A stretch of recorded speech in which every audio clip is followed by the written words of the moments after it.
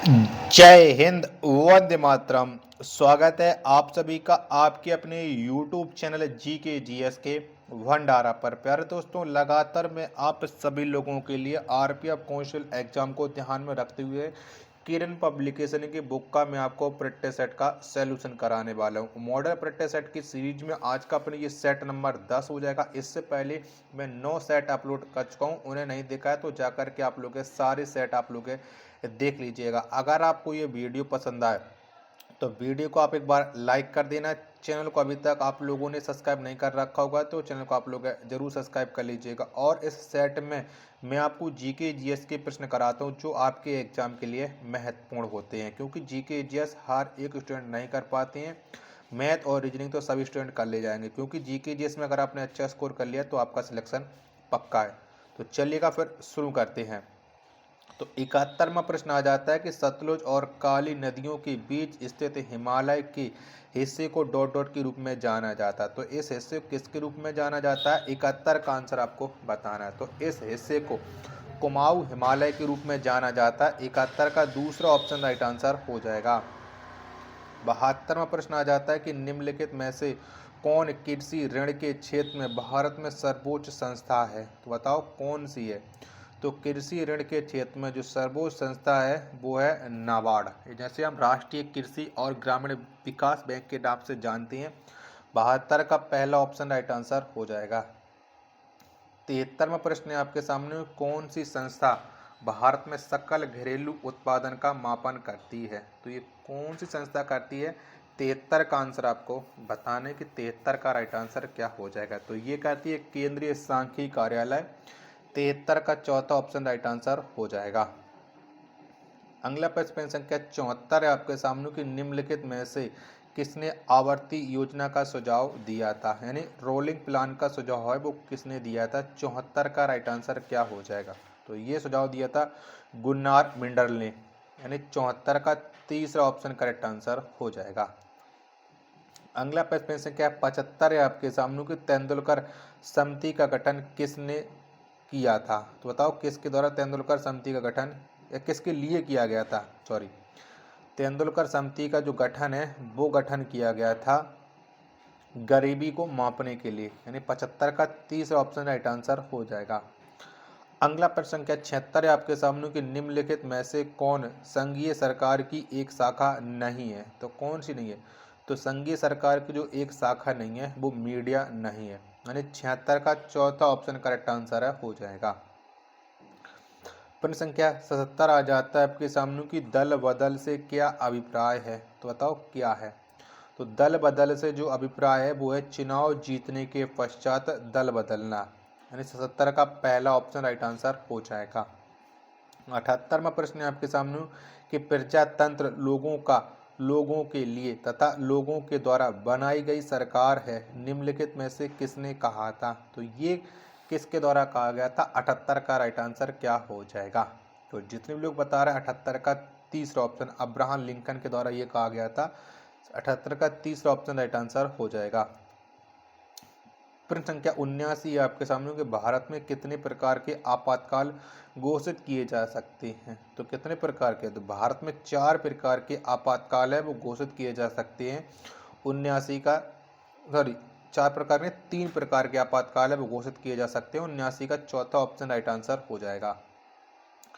प्रश्न संख्या 80 आपके सामने कि भारतीय संविधान में कितने भाग हैं? तो कितने हैं? तो भारतीय संविधान में जो भागों की संख्या है वो है 25, यानी 25। 80 का चौथा ऑप्शन राइट आंसर हो जाएगा।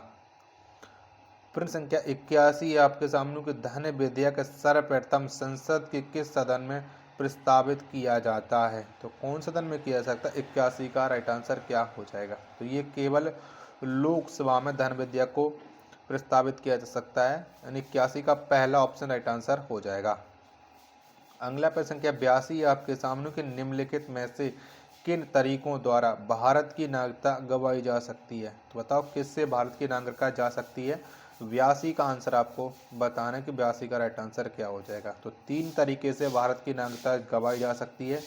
82 का तीसरा ऑप्शन राइट आंसर हो जाएगा। आशा करता हूँ कि आपको वीडियो पसंद आ रही होगी, तो प्लीज़ वीडियो को लाइक करके चैनल को आप लोग जरूर सब्सक्राइब कर लीजिएगा। प्रश्न संख्या 83 आपके सामने कि भारत के प्रधानमंत्री को निम्नलिखित में से कौन नियुक्त करता है। तो बताओ किसके द्वारा भारत के प्रधानमंत्री की नियुक्ति की जाती है। तो ये भारत के प्रधानमंत्री नियुक्ति भारत के राष्ट्रपति के द्वारा की जाती है। 83 का पहला ऑप्शन राइट आंसर हो जाएगा। प्रश्न संख्या 84 आपके सामने कि निम्नलिखित में से कौन एक सिंधु घाटी सभ्यता के खोज करता थे। तो बताओ कौन थे। तो सिंधु घाटी सभ्यता के जो खोज करता थे वो थे दयाराम साहनी। 84 का पहला ऑप्शन राइट आंसर हो जाएगा। प्रश्न संख्या 85 आपके सामने कि दिल्ली को भारत की राजधानी कब घोषित किया गया था। बताओ कब बनी थी भारत की राजधानी, दिल्ली भारत की राजधानी। 85 का राइट आंसर। तो ये बनी थी 1911 में। दूसरा ऑप्शन करेक्ट आंसर हो जाएगा। तो 86वें नंबर का प्रश्न है कि निम्नलिखित में से किस वेद में जादू चमत्कार तथा मंत्र दिया गया है। तो ये कौन से वेद में दिए गए। 86 का राइट आंसर क्या हो जाएगा। तो ये दिएगा अथर्ववेद में। 86 का चौथा ऑप्शन करेक्ट आंसर हो जाएगा। प्रश्न संख्या 87 आपके सामने की सिंधु घाटी सभ्यता में धौलावीरा निम्नलिखित में से किसके लिए प्रसिद्ध है। तो बताओ किसके लिए प्रसिद्ध है। तो जो धौलावीरा है ये जल संरक्षण के लिए प्रसिद्ध है। 87 का तीसरा ऑप्शन राइट आंसर हो जाएगा। प्रश्न संख्या 88 आपके सामने पाकिस्तान के सर्वोच्च नागरिक पुरस्कार से सम्मानित होने वाले चौथे भारतीय कौन बने। तो बताओ कौन बने थे। तो पाकिस्तान के सर्वोच्च नागरिक पुरस्कार से सम्मानित होने वाले जो चौथे भारतीय हैं वो हैं SM सैफुद्दीन। 88 का पहला ऑप्शन राइट आंसर हो जाएगा। प्रश्न संख्या 89 आपके सामने निम्नलिखित में से कौन सा युग्म सही है। बताओ इनमें से कौन सा युग्म जो सही है। 89 का राइट आंसर। तो ये 23.5 डिग्री दक्षिण मकर रेखा एकदम करेक्ट आंसर हो जाएगा। 89 का दूसरा ऑप्शन। प्रश्न संख्या 90 आपके सामने कि निम्नलिखित में से किस सागर का खारापन सबसे अधिक है। कौन सा सागर का है। तो खारापन जो सबसे अधिक है वो मृत सागर का है। 90 का तीसरा ऑप्शन राइट आंसर हो जाएगा। अगला प्रश्न संख्या 91 आपके सामने कि चापाकर झील की रचना तब होती है जब नदी डॉट डॉट होती है। तो बताओ कब होती है। 91 का आंसर आपको बताना है। ऑप्शन आपकी स्क्रीन पर शो हो रहा है। तो 91 का जितने भी लोग दे रहे हैं तीसरा ऑप्शन बहुत कम ढलान हो तब चापाकर का निर्माण होता है। तीसरा ऑप्शन राइट आंसर हो जाएगा। प्रश्न संख्या 92 आपके सामने कैप कोमोरिन किस नदी में किस देश में स्थित है। तो जो कैप कोमोरिन है ये स्थित है भारत में। 92 का पहला ऑप्शन राइट आंसर हो जाएगा। प्रश्न संख्या 93 आपके सामने किसको शिक्षा के लिए WISE पुरस्कार प्रदान किया गया। तो ये किसे प्रदान किया गया। तो ये प्रदान किया गया था सफीना हुसैन को। 93 का पहला ऑप्शन राइट आंसर हो जाएगा। प्रश्न संख्या 94 है आपके सामने कि निम्नलिखित में से कौन सी कोशिका अंगक केवल वनस्पति कोशिकाओं में उपस्थिति होती है। तो बताओ कौन सी होती है। 94 का राइट आंसर। तो ये होती है कोशिका भित्ति। दूसरा ऑप्शन राइट आंसर हो जाएगा। प्रश्न संख्या 95 आपके सामने कि निम्नलिखित में से कौन सा मानव शरीर का एक अविष्ट अंग है। तो बताओ कौन सा है। 95 का राइट आंसर। तो ये हो जाएगा अकल की दाढ़। 95 का पहला ऑप्शन राइट आंसर हो जाएगा। प्रश्न संख्या 96 है आपके सामने निम्नलिखित में से कौन सा एंजाइम रक्त का थक्का बनाने के लिए आवश्यक है। तो बताओ कौन सा थक्का है। तो रक्त का थक्का बनाने के लिए जो एंजाइम आवश्यक है वो है पेप्सिन। 96 का पेप्सिन है थ्रोम्बिन है। क्या थ्रोम्बिन है। 96 का दूसरा ऑप्शन राइट आंसर हो जाएगा। प्रश्न संख्या 97 है आपके सामने कि निम्नलिखित में से कौन सा एक आनुवांशिक विकार है। तो बताओ कौन सा है। जो आनुवांशिक विकार है वो है डाउन सिंड्रोम। 97 का पहला ऑप्शन करेक्ट आंसर हो जाएगा। अगला प्रश्न संख्या 98 है आपके सामने कि प्याज एक गांठ का उदाहरण है जो कि एक परिवर्तित डॉट डॉट है। तो बताओ ये किसका उदाहरण है। प्याज।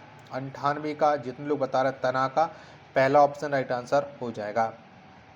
99 नंबर का प्रश्न आ जाता है कि निम्नलिखित में से कौन मानव की त्वचा को रंग प्रदान करता है। तो बताओ कौन करता है। 99 का राइट आंसर क्या हो जाएगा। तो ये करता है मेलानिन। तीसरा ऑप्शन राइट आंसर हो जाएगा। प्रश्न संख्या 100 है आपके सामने कि एक उड़ते हुए जेट में डॉट डॉट होती है, तो कौन सी ऊर्जा होती है एक उड़ते हुए जेट में? तो इसमें जो ऊर्जा होती है वो होती है गतिज तथा स्थितिज ऊर्जा दोनों होती हैं। 100 का चौथा ऑप्शन राइट आंसर हो जाएगा। 101 में प्रश्न है आपके सामने कि ऊष्मा के प्रवाह की दिशा डॉट डॉट पर निर्भर करती है, तो किस पर निर्भर करती है? तो ऊष्मा के प्रवाह की दिशा ये तापमान पर निर्भर करती है। 101 का चौथा ऑप्शन राइट आंसर हो जाएगा। 102 में प्रश्न है आपके सामने, कैलिडोस्कोप में निम्नलिखित में से कौन सी घटना अंतर्निहित होती है? तो कौन सी घटना होती है? तो कैलिडोस्कोप में जो घटना अंतर्निहित होती है वो होती है परावर्तन। 102 का दूसरा ऑप्शन राइट आंसर हो जाएगा। 130वां प्रश्न है आपके सामने, आवर्तक कांच में डॉट डॉट लेंस का प्रयोग होता है, तो कौन से लेंस का प्रयोग होता है? तो इसमें होता है उत्तल लेंस का प्रयोग। 103 का पहला ऑप्शन राइट आंसर हो जाएगा। 104वां प्रश्न है आपके सामने, केंद्र या राज्य केंद्र शासित प्रदेश की पश्मीना को जीआई टैग के लिए भौगोलिक मान्यता प्राप्त हुई, यानी कौन से राज्य की जो पश्मीना है इसे जीआई टैग मिला है? पश्मीना भेड़। 104 का राइट आंसर क्या हो जाएगा? तो ये जम्मू कश्मीर का राइट आंसर हो जाएगा। 105वां प्रश्न है आपके सामने कि विट को डॉट डॉट के नाम से भी जाना जाता है, तो किसके नाम से भी जाना जाता है विट को? 105 का आंसर आपको बताना है। तो इसे द्विआधारी अंक के नाम से जाना जाता है। 105 का दूसरा ऑप्शन करेक्ट आंसर हो जाएगा। 106वां प्रश्न है आपके सामने कि सुमेलित करें, एक तरफ दिए प्राकृतिक और दिएगा पदार्थ। तो 106 का आंसर आपको मिलान करना है। चलिएगा मिलान करते हैं। ऑप्शन आपको दिखाई दिया मैंने, तो अम्लीय। तो अम्लीय कैसा है? कार्बोनेटेड पेय है। ए का मिलान हो जाएगा बी के साथ। क्षारीय, तो क्षारीय कैसा है? तो ये एक साबुन हो जाएगा, सी से मिलान। न्यूट्रल, ये एक अशुद्ध जल हो जाएगा, 3 का ए के साथ। तो 3 का ये सिर्फ एक ही विकल्प में है, दूसरा ऑप्शन इसका राइट आंसर हो जाएगा। प्रश्न संख्या 106 का। चलिएगा अगला प्रश्न संख्या 107 है आपके सामने कि निम्नलिखित में से कौन रेडियोधर्मी प्रवृत्ति का है? तो बताओ कौन सा है? तो रेडियोधर्मी प्रवृत्ति का जो है वो है थोरियम, यानी 107 का तीसरा ऑप्शन करेक्ट आंसर हो जाएगा। आशा करता हूँ आपको वीडियो पसंद आ रही होगी, तो प्लीज़ वीडियो को लाइक करके चैनल को आप लोगों ने सब्सक्राइब नहीं कर रखा होगा तो ज़रूर कर लीजिएगा। प्रश्न संख्या 108 है कि निम्नलिखित में से किसका उपयोग परमाणु भट्टी में ईंधन छड़ की तरह प्रयोग किया जाता है? तो बताओ किसका प्रयोग किया जाता है? 108 का राइट आंसर क्या हो जाएगा? तो 108 का जितने लोग बता रहे हैं यूरेनियम का प्रयोग किया जाता है, दूसरा ऑप्शन करेक्ट आंसर हो जाएगा। प्रश्न संख्या 109 है आपके सामने, क्लोरीन की ब्लीचिंग क्रिया किस अभिक्रिया के कारण है? तो बताओ ये कौन सी अभिक्रिया के कारण है? तो ये है ऑक्सीकरण के कारण। इसके ऑक्सीकरण के कारण पहला ऑप्शन राइट आंसर हो जाएगा। अगला प्रश्न संख्या 110 है कि निम्नलिखित में से कौन सा बंगाल बेसिन में जल प्रदूषण का एक अहम घटक है? तो बताओ कौन है? 110 का राइट आंसर क्या हो जाएगा? तो 110 का जितने लोग बता रहा आर्सेनिक है, दूसरा ऑप्शन राइट आंसर हो जाएगा। 111 का आपको सही मिलान करना है, सही आहार श्रृंखला मृत पशु कीड़े मेढक सांप। तो ये कैसी आहार श्रृंखला है? 111 का आंसर आपको बताना है। तो ये डेरिटेस आहार श्रृंखला है, दूसरा ऑप्शन राइट आंसर हो जाएगा। 112वां प्रश्न है कि सविनय अवज्ञा आंदोलन किस दिन प्रारंभ हुआ? तो कब प्रारंभ हुआ था सविनय अवज्ञा आंदोलन? 112 का आंसर आपको देना है। तो सविनय अवज्ञा आंदोलन ये प्रारंभ हुआ था 12 मार्च 1930 में, दूसरा ऑप्शन राइट आंसर हो जाएगा। 113वां प्रश्न आ जाता है आपके सामने कि अंतर्राष्ट्रीय गरीबी उन्मूलन दिवस 2023 का विषय क्या था? तो बताओ क्या था? ऑप्शन आप लोग देख लीजिएगा, चारों ऑप्शन आप लोगों ने देख लिए, तो इसका आप आंसर भी डिसाइड कर चुके होंगे। तो इसका जो विषय था सब्कार और सामाजिक सुरक्षा सभी के लिए व्यवहार में गरिमा लाना, पहला ऑप्शन राइट आंसर हो जाएगा। 114वां प्रश्न है आपके सामने, कार्ल लैंडस्टीनर निम्नलिखित में से किसके आविष्कार के लिए जाने जाते हैं? तो कार्ल लैंडस्टीनर ये जाने जाते हैं रक्त समूह के लिए। 114 का तीसरा ऑप्शन राइट आंसर हो जाएगा। चलिएगा अगला प्रश्न है प्रश्न संख्या 115 आपके सामने कि भारत में शेयर बाजारों के लिए प्रधान नियामक संस्थान कौन है? तो बताओ कौन है? 115 का राइट आंसर। तो इसके लिए जो संस्थान है वो है सेबी, पहला ऑप्शन राइट आंसर हो जाएगा। 116वां प्रश्न है आपके सामने, कमल मंदिर किस धर्म के लिए जाना जाता है? तो कमल मंदिर ये जाना जाता है वहाई धर्म के लिए। 116 का तीसरा ऑप्शन करेक्ट आंसर हो जाएगा। 117वां प्रश्न है आपके सामने कि सप्तऋषि नाम है एक डॉट डॉट का। तो सप्तऋषि किसका नाम है? 117 का आंसर आपको बताना है। तो ये तारामंडल का है। 117 का चौथा ऑप्शन राइट आंसर हो जाएगा। 118वां प्रश्न आ जाता है आपके सामने कि भारत के राष्ट्रपति चुनाव में विवाद की स्थिति उत्पन्न होने पर फैसला करने का अधिकार किसके पास है? तो फैसला करने का जो अधिकार है वो अधिकार है उच्चतम न्यायालय यानी सुप्रीम कोर्ट के पास। चौथा राइट आंसर हो जाएगा। 119वां प्रश्न है आपके सामने कि भारतीय रिजर्व बैंक ने रेपो रेट को कितने प्रतिशत पर बनाए रखा है? तो कितने प्रतिशत बनाए रखा है? तो ये 6.5% पर बनाए रखा है। 119 का दूसरा ऑप्शन राइट आंसर हो जाएगा। 120वां और अंतिम प्रश्न है आज के सेट का कि 1928 में गठित इंडिपेंडेंस फॉर इंडियन लीग के अध्यक्ष कौन थे? इसके जो अध्यक्ष थे वो थे श्रीनिवास अयंगार। 120 का तीसरा ऑप्शन करेक्ट आंसर हो जाएगा। आशा करता हूं कि आपको ये वीडियो पसंद आई होगी। तो प्लीज़ वीडियो को लाइक करें और चैनल को अभी तक आप लोगों ने सब्सक्राइब नहीं कर रखा होगा तो चैनल को आप लोग ज़रूर सब्सक्राइब कर लीजिएगा। मिलते हैं फिर अपने एक और नेक्स्ट वीडियो के साथ। तब तक के लिए धन्यवाद। जय हिंद, वंदे मातरम।